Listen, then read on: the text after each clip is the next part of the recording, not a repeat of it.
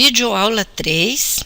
Vamos conhecer a partir desse momento o estruturalismo tanto francês como tcheco e conheceremos também outros aspectos das correntes intrínsecas da literatura.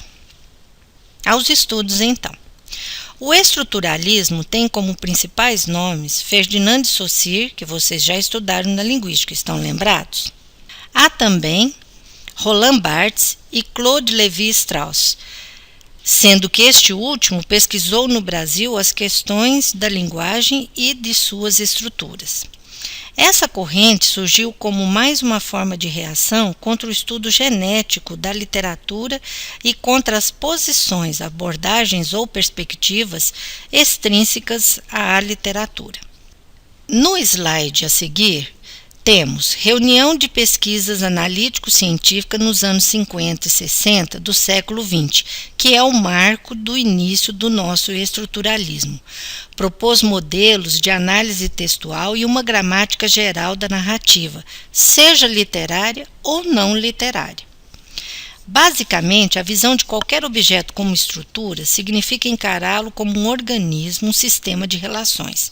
A estrutura não é uma soma de partes, mas um todo orgânico que só existe pelo relacionamento interno das partes, de tal forma que a alteração ou supressão ou acréscimo de uma parte pode acarretar não uma simples modificação do todo, mas até a criação de algo novo.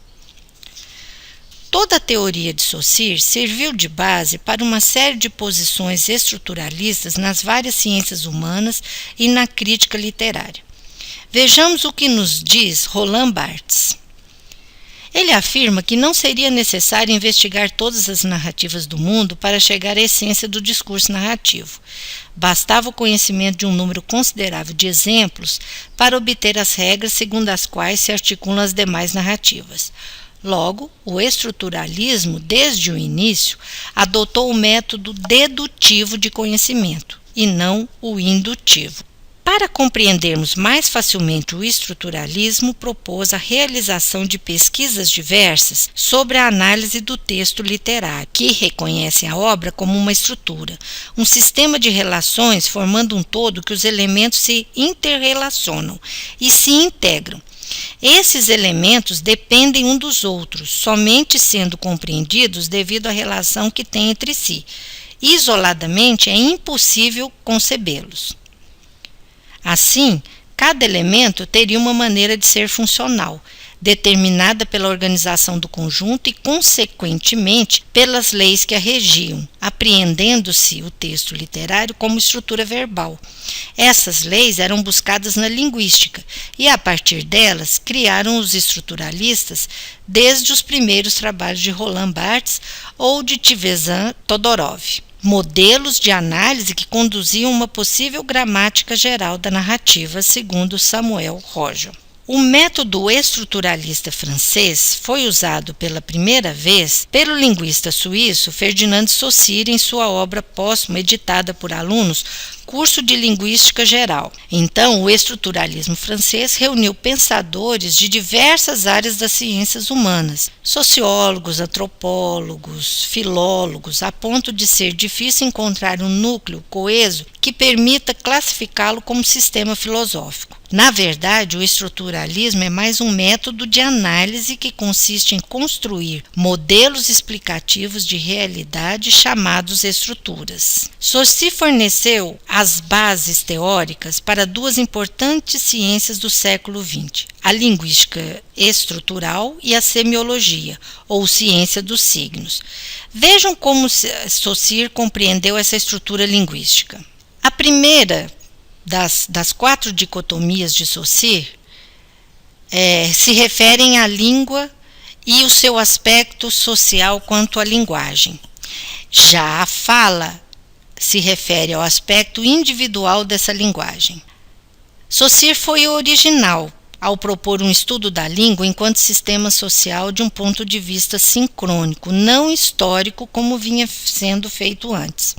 Ele também propõe o nome de semiologia ou estudo do signo linguístico que contém o significante e o significado que a gente já viu no Estilística com o Charles Bailey.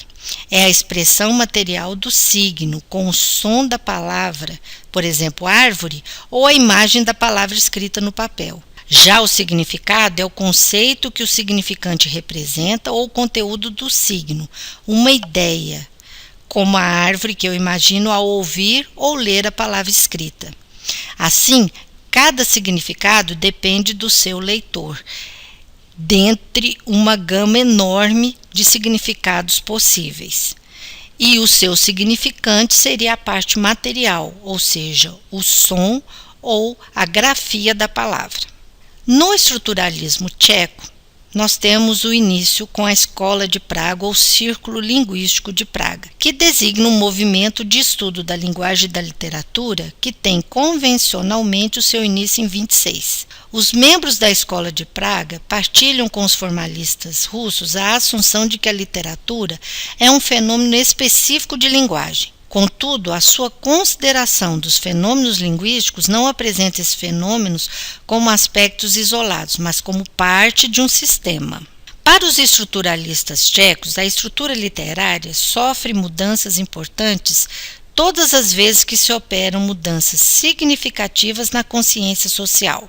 Assim, o estruturalismo tcheco só pode ser considerado como estrutura aquele conjunto de componentes cujo equilíbrio interno se altera e se remodela continuamente e cuja unidade se manifesta como um conjunto de contradições dialéticas.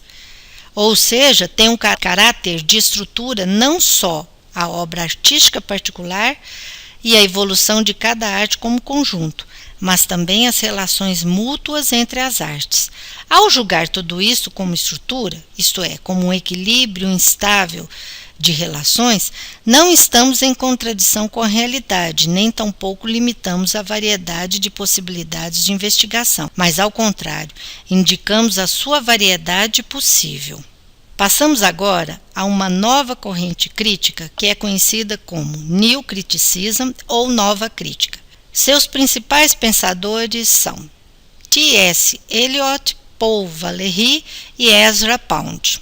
A neocrítica ou nova crítica é um movimento inicial da teoria literária surgido nos anos 20 e 30 nos Estados Unidos. Seu principal objetivo é aumentar o enfoque na obra.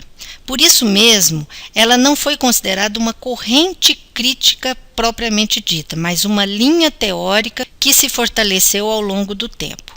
O âmago, ou o centro de pesquisa do neocriticismo, está em transformar o poema em um objeto em si mesmo. O poema não significa, ele é. E a atitude que se recomenda é que é assumida para chegar ao poema. É o close reading, uma leitura que tenta desmontar o poema peça a peça. Diferente do formalismo russo, o neocriticismo ou nova crítica não pode ser considerado um movimento, pois não havia um grupo organizado com a finalidade de defender determinadas ideias acerca da linguagem e da literatura. Assim, segundo Aguiar e Silva, T.S. Eliot formulou nos seus ensaios algumas das orientações basilares do neocriticismo. A atenção do crítico deve recair sobre a obra e não sobre a biografia do autor, e entendendo isso como o contexto sócio-histórico em que o autor se encontra durante a produção da obra. Há a necessidade de analisar rigorosamente a obra literária como uma estrutura verbal autônoma. Aqui há a condenação da crítica literária regida por preocupações extraliterárias, rejeição de uma crítica impressionista. Assim, o neocriticismo ficou cerceado aos meios acadêmicos, sendo exercido unicamente pelos professores universitários.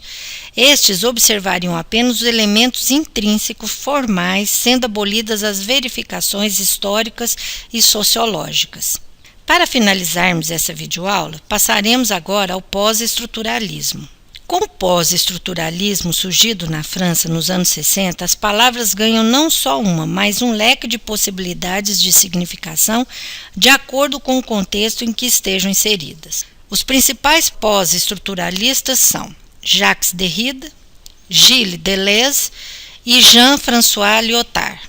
Para Roland Barthes, que também fez parte dando continuidade aos seus estudos dentro do pós-estruturalismo, distingue-se o estruturalismo do pós-estruturalismo pelo enfoque do pesquisador.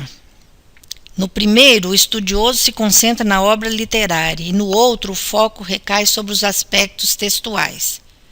O autor defende que se deve privilegiar o caráter objetivo da pesquisa, não a opinião pessoal, no que tange ao julgamento de valores, pois considera a literatura uma configuração verbal independente que atua de forma metódica. Ele também defende a não interferência de qualquer evento externo ao universo literário. Assim, o pós-estruturalismo instaura uma teoria da desconstrução na análise literária, liberando o texto para uma pluralidade de sentidos. A realidade é considerada como uma construção social e subjetiva. A abordagem é mais aberta no que diz respeito à diversidade de métodos, em contraste com o estruturalismo, que não afirma a independência e superioridade do significante em relação ao significado. Para eles, os pós-estruturalistas, os dois são inseparáveis. Eles não veem o significado e o significante como inseparáveis, e sim como separáveis e independentes. A significação agora não está presa a um significante, ela oscila intencionalmente ou não no processo linguístico que determina, mas a representação dele é infinita. Diante das possibilidades colocadas pelo pós-estruturalismo, o contexto é que vai dar significação e sentido às palavras e ao texto. Assim, podemos concluir que todo texto, sendo plural, recusa justamente a redução a uma única leitura. Se tudo é texto e nada existe para além do texto, a unidade, a centralidade e verdade não deixam de ser, por sua vez, conceitos literários. Assim, finalizamos essa abordagem inicial do estruturalismo, neocriticismo e do pós-estruturalismo. Amplie seus conhecimentos realizando pesquisas e leituras em outras fontes. Veremos a seguir uma proposta de análise de texto do ponto de vista estruturalista. Observem o poema Destruição, de Baudelaire. Sem cessar ao meu lado, o demônio arde em vão. Nada em torno de mim como um ar vaporoso. Eu degluto-o e sinto-o a queimar meu pulmão, enchendo-o de um desejo eterno e criminoso.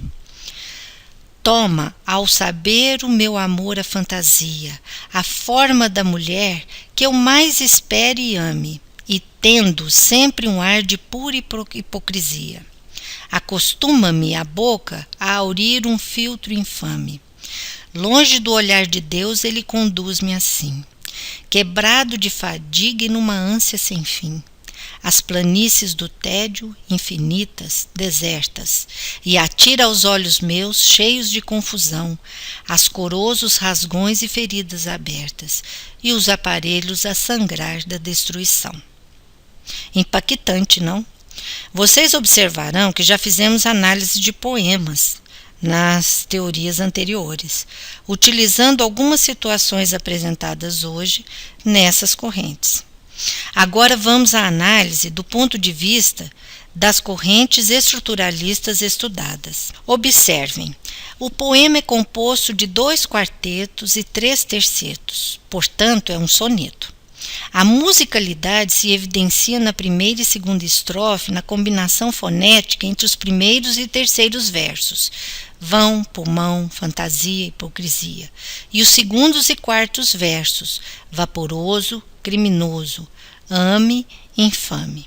Nos 2 últimos tercetos, a musicalidade se mantém através da contínua combinação de fonemas.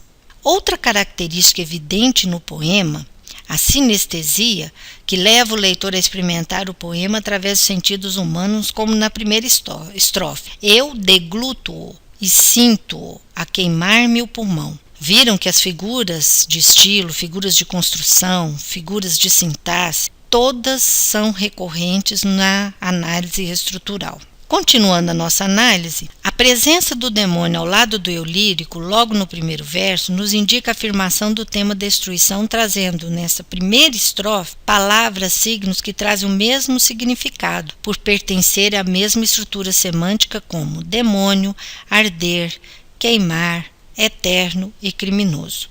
Na segunda estrofe, o jogo de palavras na expressão pura hipocrisia se opõe à ideia do amor como forma de pureza encontrada no naturalismo, por exemplo, que agora já não é suficiente para purificar os amantes, então se transforma em pura hipocrisia. E finalizando a análise, na terceira estrofe, o eu lírico revela seu estado de alma usando adjetivos como fatigado, ansioso e tedioso, ou seja, as palavras, os signos utilizados estão presentes, são concretos, materializados, e isso permite a análise estrutural. Por fim, ele deixa claro que à sua frente tem uma realidade que o fere e que o faz sofrer e queimar, disseminando a destruição.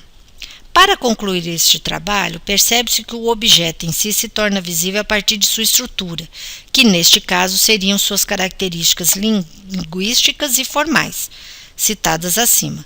No entanto, essas características não se limitam, e esta obra, e junto com outras, fornece modelos e estruturas para que uma nova corrente ou maneira de ver a realidade se estabeleça a partir da recomposição, maneira pela qual foi constituída a obra inicial, ou seja, a sua síntese. Lembre-se, análise é decompor os elementos constituintes de uma obra, e a sua síntese é a obra constituída em si mesma. Bem, caros alunos, vejam essa imagem final e lembre-se que continuo sendo o sol que iluminará os caminhos que vocês devem percorrer na literatura. Os versos de Milton Nascimento me transformam e transcendem cada um de vocês em seus eus líricos. Sejam brisas e ventos e boa travessia então.